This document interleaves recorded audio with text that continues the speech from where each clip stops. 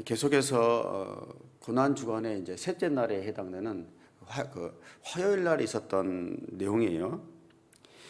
예수님께서는 지금 공생의 마지막 일주일을 지금 보내고 계십니다.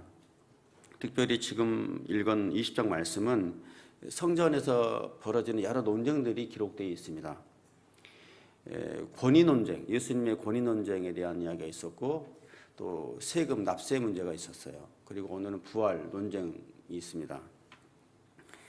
이런 논쟁들이 어떤 측면에서는 사람들과의 말싸움처럼 느껴지지만은 우리가 분명히 알아야 될 것은 이 논쟁의 배후에는 사단의 관계가 있다는 거예요. 어떤 관계냐면은 예수님의 공생의 마지막, 또 주님의 그 사역들을 방해하기 위한, 주님을 무너뜨리기 위한 그런 공격들이 계속되고 있다는 거예요. 예수님에 대한 권위 논쟁에 실패를 하니까 세금 문제를 가지고, 세금 납세 문제를 가지고 공격을 합니다. 그리고 또 그게 실패를 하니까 이제는 부활 논쟁, 부활 문제를 가지고 예수님 공격하고 있는 것이죠. 마치 이런 거예요. 예수님께서 세례 요한에게 세례를 받고 난 다음에 하나님의 아들로 인정을 받았잖아요. 그리고 공생애를 시작하기 전에 광야 40일 동안 시험을 받습니다. 예수님의 공생애를 방해하기 위해서 계속해서 3번의 질문을 통해서 공격을 하잖아요. 그러듯이 십자가의 사역을 앞두고 있는 예수님을 무너뜨리기 위해서 마지막에 또 이런 논쟁, 3가지의 논쟁을 이어서 계속해서 사단의 어떤 배후에서의 그런 세력들이 있는 거죠. 영적으로 계속 공격을 하고 있다는 거예요. 이제 이런 사실을 두고 우리가 느낄 수 있는 것은 뭐냐면, 저와 여러분에게도 사단은 한 번의 공격으로 끝나지 않고 공격은 계속된다는 것입니다. 수단과 방법을 가리지 않고 또 다양한 모습으로 공격을 합니다. 예수님께서 공생애를 시작하기 전에 40일 금식, 광야 40일 동안에도 경제적인 문제, 먹고 사는 문제, 경제적인 문제, 또 종교적인 문제, 정치적인 것, 그죠? 그런 것을 가지고 유혹을 했지 않습니까? 그러듯이 마지막에도 예수님을 끊임없이 사단을 무너뜨리기 위해서 공격을 한다는 거예요. 이런 영적인 것들을 생각해 보면서 오늘 말씀을 보기를 원하고, 특별히 이런 공격이 저희들에게도 계속된다는 것들을 알고 우리가 늘 말씀 안에서 깨어서 경계를 늦추지 않는 삶을 살아야 돼요. 오늘 한번 말씀 한번 보겠습니다. 27절부터 33절까지의 말씀을 보시면요, 내용은 그렇습니다. 부활이란 없다고 말하는 어떤 사두개파 사람들이 찾아와서 질문을 합니다. 그래서 오늘 말씀은 뭐냐면, 질문하고 예수님께서 대답하고, 앞단락은 질문, 뒷단락은 대답, 이렇게 나눠질 수가 있어요. 그래서 이제 사두개파 사람들이 예수님께 질문을 하는데, 이 질문하기에 앞서서 어떤 질문이 있었습니까? 권위 논쟁에 대해서는 대제사장들, 또 율법학자들, 장로들이 와서 예수님의 권위에 대해서, 성전에서 말씀을 가르치는 부분, 성전에서 장사치들 쫓아내는 이 모든 것들을, 이런 권위를 누가 줬나는 거예요. 그런 권위 논쟁을 가지고 공격을 했죠. 그 다음에 그것들을 옆에서 가만히 보고 있던 다른 그룹이 또 있어요. 바리새파 사람들과 헤롯 당원들이 와서 납세 문제를 가지고 또 공격을 하죠. 다른 그룹이에요. 그런 다음에 실패를 하니까 또 옆에서 지켜보고 있던 사두개파 사람들이 부활 문제를 가지고 공격을 해요. 그래서 지금 말씀드린 이 그룹들은 다 다르고, 종교적인 입장이라든지 이해관계가 다 달라요. 자신들이 믿고 있는 그런 신학적인 입장이 다 다르다는 거예요. 그렇지만 예수님을 무너뜨리기 위해서는 다 하나가 되어서 공격하고 있다는 것이죠. 이 중에서 이제 사두개파 사람들의 입장은 이거예요. 부활은 없다라는 거예요. 부활은 없다. 왜 부활이 없다라고 생각하고 있었을까요? 이 사두개파 사람들은 대제사장 가문들이잖아요. 그죠? 그래서 그 당시 헤롯 당원들, 헤롯 왕을 비롯해서 로마와 굉장히 친한 어떤 그룹들이었어요. 그런 어떤 그런 세력들이었는데 이런 공적인 어떤 지위를 가지고 지금 현재 살아가고 있는 이런 특권들을 누리고 있는 층이었습니다. 그래서 이 사람들이 특별히 성경에서도요, 예언서는 믿지는 않아요. 보이지 않는 것들이고 또 이루어질 것들이잖아요. 그걸 믿지 않고 현세적이기 때문에 모세오경을 믿어요. 모세오경을 만을 믿고 있어요. 그래서 레위기에 나와 있는 제사법, 또 신명기에 나와 있는 그 윤리적인 것, 도덕적인 것들을 믿고 있고 그거를 지켜가는 사람들이에요. 그리고 예언서에 나와 있는 그런 기록들에 대해서는 무시하고 살았어요. 그렇기 때문에 당연히 천사라든지 영의 존재에 대해서는 믿지 않았던 거죠. 그래서 그런 사고방식, 그런 종교적인 입장을 가지고 있었기 때문에 지금 살아가고 있는 이 현실이 중요하지 죽고 난 이후의 사후세계, 내세에 대해서 관심이 없는 거죠. 믿지도 않았고. 그런 관점에서 이 말씀을 좀 봐야 돼요. 굉장히 현실적인 사람들이었죠. 요즘으로 따지면 이제 기복신앙이라고 할까, 지식층에 있는 사람들이라고 할 수도 있겠습니다. 예를 들면 이렇게 지금 살아가고 있는 동안 누리고 있는 이런 삶이 중요한 거죠. 우리가 여기서 축복을 받고 형통하면 좋은 거예요. 죽고 난 이후의 삶에 대해 관심은 없고 지금 이 살아가고 있는 동안이 중요한 거죠. 그리고 지식층들은 이성적이고 논리적이고 합리적이어야지 믿잖아요. 눈에 보이지 않으면 인정하지 않고 눈에 보이지 않는 세계에 대해서는 관심도 없고 일단 내가 내 지식 안에서 납득이 돼야지 믿지 않습니까? 그런 층의 사람들이라고 생각하시면 될 것 같습니다. 그게 이제 사도계파 사람들의 신앙관이었습니다. 이런 사도계파 사람들이 이제 예수님을 공격을 해야 되는데 소위 이제 부활 교리를 가지고 공격을 해요. 그래서 신명기 말씀 25장 5절 말씀 계대 결혼 제도라고 하거든요. 그 말씀을 가지고 부활 교리가 문제가 있지 않느냐라고 공격을 하는데 신명기 25장 5절 말씀이 뭐냐면 이렇게 되어 있어요. 제가 읽어볼게요. 형제들이 함께 살다가 하나가 아들이 없이 죽었으면 죽은 이의 과부는 나가서 다른 사람과 결혼하지 말라. 그 남편의 형제가 그녀를 데려가 결혼해 형제로서의 의무를 다하여라. 이런 말씀이 있어요. 이 말씀을 하나님께서 주신 이유는 뭐예요? 이스라엘 백성들은 그 지파별로 기업을 물려받았지 않습니까? 근데 그 지파에 예를 들면 남자가 없거나 또 남편이 죽게 되면은 자식이 없이 죽게 되게 되면 그 기업을 물려줄 수가 없죠. 상속할 수가 없잖아요. 그렇기 때문에 그 형제들이 계속 대의를 이어가도록 해서 그 기업이 유지되도록 상속될 수 있도록 하는 보호 장치였거든요. 그런 측면에서 이제 하나님께서 말씀하신 건데 이 말씀을 가지고 이제 공격을 하는 거예요. 7 형제가 있었는데 첫째가 자식이 없어 죽었다는 거예요. 그래서 모세의 지금 신명기 말씀처럼 이 말씀대로 그 동생이 결혼했다는 거예요. 형수님과. 그러고 난 다음에 둘째도 죽었어요. 자식 없이. 셋째도 죽었고. 그래서 7대까지 이렇게 결혼했는데 자식 없이 다 죽었다는 거죠. 그리고 마지막에 이제 형수도 죽게 되었다는 것입니다. 그렇다면 죽고 난 후에 만약 부활이라는 게 있다면, 정말 부활이라는 게 있다면 이 여인은 누구의 아내가 되겠습니까? 이렇게 하라고 질문하는 거예요. 굉장히 저희들이 생각했을 때는 일리가 있는 말이에요. 그렇죠? 그 부활교리의 허점을 뭐라 그럴까요? 찾아내기 위해서 아주 날카로운 질문을 지금 던지고 있는 거예요. 근데 이 사도계파 사람들의 문제점이 뭐냐면 영의 세계와 이 현실의 세계가 연결되어서 지금 땅에 있는 모든 이해관계가 부활이라는 게 있다면 그게 이렇게 동일하게 지속된다고 생각을 하는 거예요. 영의 세계를 알지 못하지만. 그래서 만약 사후세계가 있다면 이 땅에서의 결혼 관계가 사후 세계에도 지속돼야 된다라고 하는 전제 조건, 선입관을 가지고 질문을 하고 있는 거예요. 이게 땅의 사고 방식, 땅의 기준, 이걸 가지고 우리가 알 수 없는 하늘의 진리를 깨닫기는 참 어려워요, 사실은.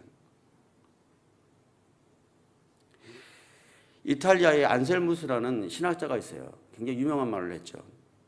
우리가 생각했을 때 성경을 봐도요, 성경을 우리가 이해했기 때문에 믿는 게 많은가요? 우리가 알아야지, 납득이 돼야지 믿습니까?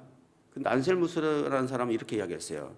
나는 알기 위해서 믿는다고. 사실 우리가 성경을 보고 영적 세계를 우리가 알아가면 알아갈수록 모르는 게 많아요.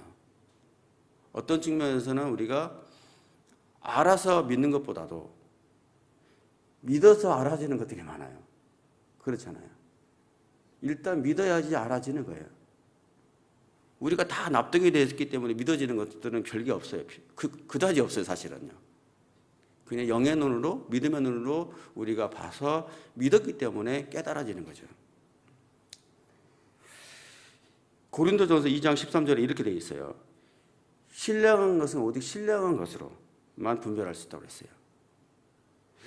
정말 영적 세계를 알기를 원한다면, 정말 영의 세계를 깊이 우리 깨닫기를 원한다면 내가 가지고 있는 경험과 지식을 내려놔야 돼요. 보이지 않는 세계에 대해서 믿음의 눈으로 봐야 되는 거예요. 그랬을 때 그 영의 세계가 깨달아진다는 것이죠. 그런 이야기를 바울이 이야기를 했습니다.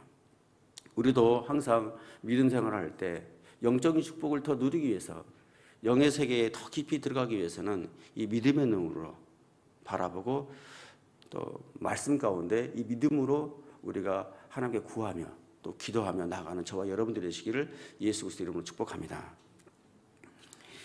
다음으로 이제 예수님의 대답이 나옵니다. 34절에서 40절까지의 말씀인데요. 34절에서 38절까지만 같이 한번 읽어볼까요? 시작. 예수께서 대답하셨습니다. 이 세상 사람들은 시집가고 장가간다. 그러나 저 세상과 죽은 사람 가운데 부활이 합당하다고 여겨지는 사람들은 시집도 가지 않고 장가도 가지 않을 것이다. 그들은 천사들과 같아 다시는 죽는 일도 없다. 그들은 부활의 자녀이므로 하나님의 자녀인 것이다. 모세도 가시떨기 나무를 언급하는 곳에서 죽은 사람들이 살아나는 것을 보여주었다. 그는 주를 아브라함의 하나님, 이삭의 하나님, 야곱의 하나님이라고 부르고 있다. 하나님께서는 죽은 사람들이 하나님이 아니라 살아있는 사람들이 하나님이시기 때문이다. 모든 사람이 하나님께는 살아있다. 앞에는 사두개파 사람들이 질문했다고 했고, 지금 본 말씀은 예수께서 대답하셨다. 이제 대답이 나오는 부분이에요. 예수님께서 이 세상과 이제 죽고 난 다음에 가야 될 저 세상을 비교하면서 사람이 죽으면 모두 부활한다는 거예요. 누구나 부활한다는 것입니다. 그래서 저 세상은 이 세상과 전혀 다른 세상이기 때문에 이 세상처럼 뭐 시집 가거나 장가 가거나 이런 일은 없다는 거예요. 한번 이제 사두개파 사람들이 논리적으로 이렇게 이성적으로 질문했기 때문에 한번 우리도 이성적으로 생각해 볼게요. 여러분, 하나님께서 왜 결혼 제도를 허락하셨습니까? 여러 가지 이유가 있을 텐데 첫 번째는 뭐냐면은 하나님께서 독처하는 것이 좋지 않기 때문에, 그렇죠? 독처하는 게 좋지 않았기 때문에 결혼 제도를 허락했죠. 아담 혼자 있는 게 너무 외로워 보였어요. 하나님은 독처하는 것이 좋지 않다. 그래서 결혼 제도를 허락하셨죠. 또 둘째는 뭡니까? 인류를 보존하고 번식하기 위해서는 결혼 제도가 필요하잖아요. 그렇기 때문에 이런 제도가 필요해요. 물론 더 깊은 진리가 있어요. 사실은요. 하나님은 삼위일체 하나님이기 때문에 늘 그 관계 속에서 존재하거든요. 하나님은 그 삼위일체 하나님으로 하나 된 하나님으로 이렇게 존재하지 않습니까? 삼위 세 인격의 하나님께서. 그러듯이 우리 인간을 창조할 때는 관계를 원해서 창조를 했고, 우리 사람도 가족이라는 제도를 통해서 하나님에 대한 어떤 관계의 축복을 누리기를 원했어요.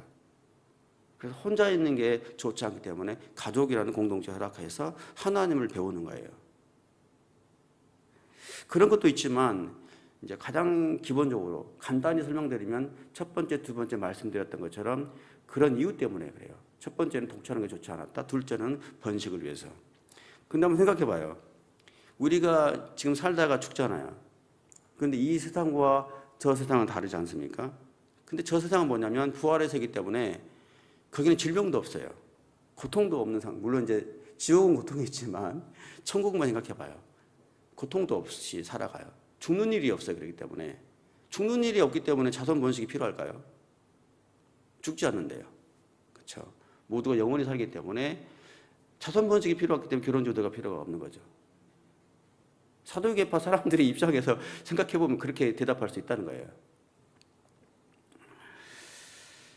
마태복음 22장 29절에서 보게 되면 예수님께서요, 너희들이 성경을 알고 하나님을 안다고 말하지만 실은 성경이나 하나님을 능력을 모르기 때문에 이런 오해를 하고 있다고 하나님께서 말씀해요. 지금 누가복음에서는 이렇게 기록이 안 해 있지만 마태복음에서는 이 동일한 본문을 가지고 말씀하세요. 너희들이 성경 말씀도 알고 있고 하나님을 안다고 자랑하지만 사실 너희들이 전혀 알지 못한다 라고 예수님께서 말씀하셨어요. 제사장들이었지만 대제사장들이었지만 말씀도 영적 세계도 전혀 모르는 사람들이었다는 거예요. 여러분, 우리가 믿음 생활을 하지 않습니까? 우리도 마찬가지예요. 성경을 보고 있지만 하나님을 오래 믿지만 자칫 우리는 성경도 하나님의 능력도 모르고 살아가고 있는지도 몰라요. 기존에 내가 가지고 있는 생각들 때문에, 내가 갖고 있는 그런 개념들 때문에 영적 세계를 더 깊이 경험하지 못하고 살아가고 있지는 않는지 한번 돌아보기를 원해요. 오랫동안 우리가 믿음 생활을 했지만 여전히 내 가슴은 차갑고 영적 세계에 깊이 들어가지 못한 상태에서 영의 세계를 경험하지 못한 영적 진보가 없이 늘 똑같은 삶을 반복하고 있지는 않은지 한번 돌아보기를 원합니다. 예수님께서 도마에게 이렇게 이야기를 했잖아요. 요한복음 20장 29절에 너는 나를 보았기 때문에 믿느냐? 보지 않고도 믿는 사람은 복이 있다. 우리가 꼭 손으로 만져보고 눈으로 봐야지 믿는 것들이 아니라 믿음의 색으로 신령한 것은 신령한 것으로 깨달아지는 것처럼 영적 세계는 믿음의 영의 눈으로 눈에 보이지 않지만 믿음 가운데 영적 세계를 더 깊이 경험하는 저와 여러분들 되시기를 예수 그리스도 이름으로 축복합니다. 사두개인들은 모세 오경만 성경으로 인정하고 있는 사람들이었어요. 그렇기 때문에 예수님도요, 이들이 모세 오경만 믿는 사람들이라는 걸 알고 있기 때문에 모세 오경 중에서 이들이 알아듣기 쉽게 출애굽기 말씀을 가지고 부활 교리를 설명을 해요. 부활에 대해서 이렇게 설명하십니다. 37절, 38절인데 함께 같이 한번 읽어볼까요? 시작. 모세도 가시떨기 나무를 언급하는 곳에서 죽은 사람들이 살아나는 것을 보여주었다. 그는 주를 아브라함의 하나님, 이삭의 하나님, 야곱의 하나님이라고 부르고 있다. 하나님께서는 죽은 사람들이 하나님이 아니라 살아있는 사람들의 하나님이기 때문이다. 모든 사람이 하나님께 살아있다.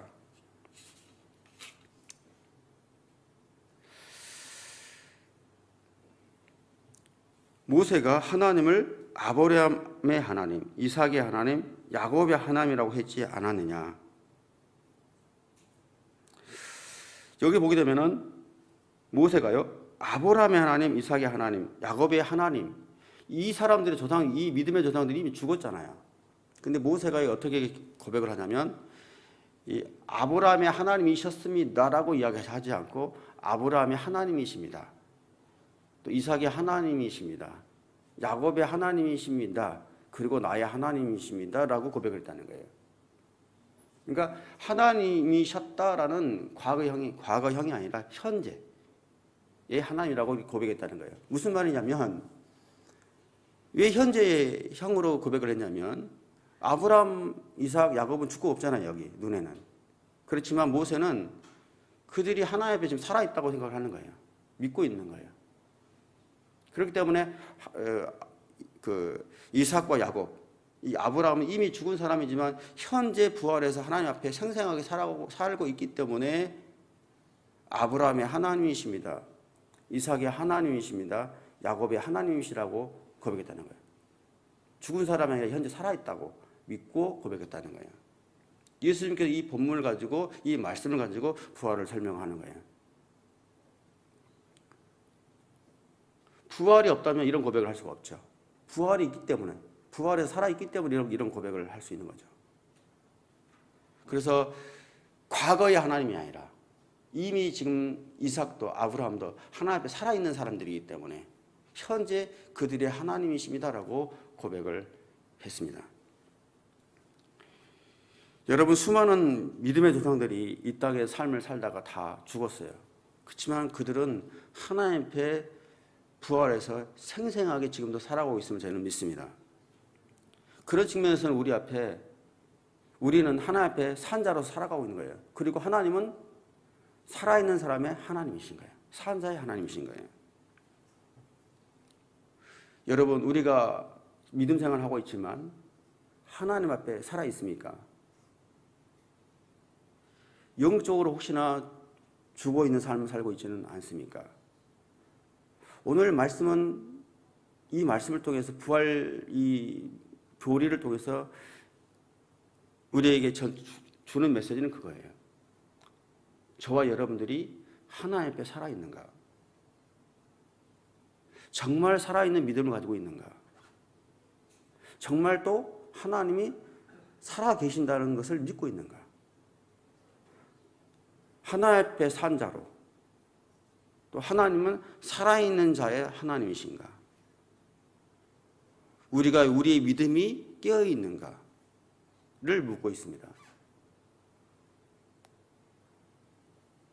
하나님을 믿는다고 하면서 말씀을 안다고 하면서도 실은 알지 못하고 살아가고 있지는 않는지, 정말 우리가 하나님을 믿고 있는다고 하면서도 죽은 자로서 마치 죽은 사람처럼 예수님의 십자가에서 돌아가시고 그 사실로 끝나버린 것처럼 그런 믿음 생활을 하고 있지는 않느냐는 거예요. 그런 정거적인 믿음을 가지고 살아가고 있지는 않는지 예수님께서 이 말씀을 통해서 우리에게 질문을 던지고 있는 것입니다. 예수님께서는 십자가 가운데 달려서 죽으셨죠. 그렇지만 부활하셨습니다. 그 부활의 주님이 지금 어디 계십니까? 우리 안에 계시죠. 때문에 우리는 그 부활의 주님과 함께 동행하는 그런 산자로서의 삶을 우리는 살아가고 있음을 믿습니다. 여러분, 저와 여러분들은 매일매일 잠을 자고 일어납니다. 그렇죠? 하나님을 믿지 않는 사람들도 잠을 자면 일어나요. 이건 굉장히 놀라운 진리가 있어요. 우리는 언젠가 잠을 자는 것처럼 죽어요.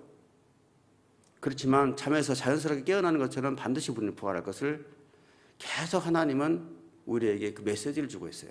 그래서 어떤 측면에서 우리는 잠을 자고 일어나는 이 훈련을 통해서 죽음과 부활을 계속 체험하고 있는 거예요, 사실은.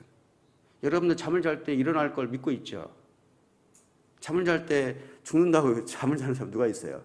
일어날 것을 믿고 잠을 자잖아요. 근데 왜 죽으면 부활할 것을 믿지 않는다는 거예요? 믿는 사람이든 믿지 않는 사람이든 하나님은 동일하게 이 메시지를 다 주고 있어요. 단지 깨닫지 못하고 있을 뿐이죠. 그래서 우리는 사실은 매일매일 죽음과 부활을 저녁마다 아침마다 경험하고 있는 거예요. 예수님의 이 말씀을 듣고 있던 몇몇 바리새파 사람들이 선생님 말씀이 옳습니다. 이 율법학자들은 사실은 바리새파 사람들이 많아요, 사실은. 그렇기 때문에 이 바리새파 사람들은 부활을 믿고 있었거든요. 사두개파 사람도 믿지 않았지만, 그렇기 때문에 예수님 옳습니다라고 박수 쳐주는 부분도 있지만, 사실은 이렇게 성경이 기록하고 있는 것은 또 이런 측면도 있어요. 이 율법학자들이 누굽니까? 서기관들이. 평생 동안 성경 말씀을 필사하는 일을 하는 사람들 아닙니까? 이 성경 말씀을 하나하나 글자 하나 오점 없이 오타 없이 적는 일을 계속 필사하는 일을 하면서도 이 말씀을 깨닫지 못한다고 하는 거죠. 이 부활의 진리를 깨닫지 못한다는 거예요. 항상 성경 말씀 읽고 기록하는 일을 함에도 불구하고 실은 성경 말씀을 모른다는 거예요. 근데 이 미처 깨닫지 못했던 이 부활의 진리를 이 출애굽기를 통해서 예수님께서 말씀해 주신 것을 들으면서 감탄하는 거예요. 평생 필사를 했지만 내가 깨닫지 못했다는 것들을 예수님께서 말씀해 주시니까 너무 놀래버리는 거예요. 그거에 대해서. 이렇게 우리가요, 성경 속에는 엄청난 지혜, 영적 비밀이 숨겨져 있어요. 사실은 예수님께서 부활 교리를, 부활을 설명하기 위해서는 예언서도 있을 거예요. 다른 말씀도 많이 있어요. 사실은 부활을 설명할 수 있는 기록들이. 그렇지만 출애굽기에서 부활의 말씀을 끄집어서 설명해 줄 줄은 몰랐거든요. 이 사람들도. 그런 것처럼 우리는 성경 곳곳을 보게 되면 너무나 새로운 진리를 깨닫게 되고 몰랐던 부분을 알아가는 그런 경험들을 우리가 하게 됩니다. 그런 측면으로 우리가 성경을 파고 또 읽어도 모르는 말씀이 많고 알던 말씀도 새롭게 깨달은 그 진리 때문에 우리가 굉장히 우리 스스로도 놀라는 경험을 하고 있을 것입니다. 그게 사실은 성경의 신비죠. 우리가 매일 이렇게 큐티를 하잖아요. 큐티 본문을 여러분들이 다 알고 계세요. 그렇지만 오늘도 동일한 깨달음, 동일한 믿음 안에 있다면 생각을 해봐야 돼요. 하나님의 말씀은 그렇게 단순하지가 않고 말씀 안에 또 다른 관점이 있고 말씀 안에 또 다른 진리가 있다는 거예요. 그게 성경 말씀이에요. 지금 우리가 또 오늘이 교회에 공동체 성경 읽기를 하고 있잖아요. 1년을 두고 매일 저도 이제 아침마다 좀 하는데요. 할 때마다 알던 말씀도 또 읽으면 새로워져요.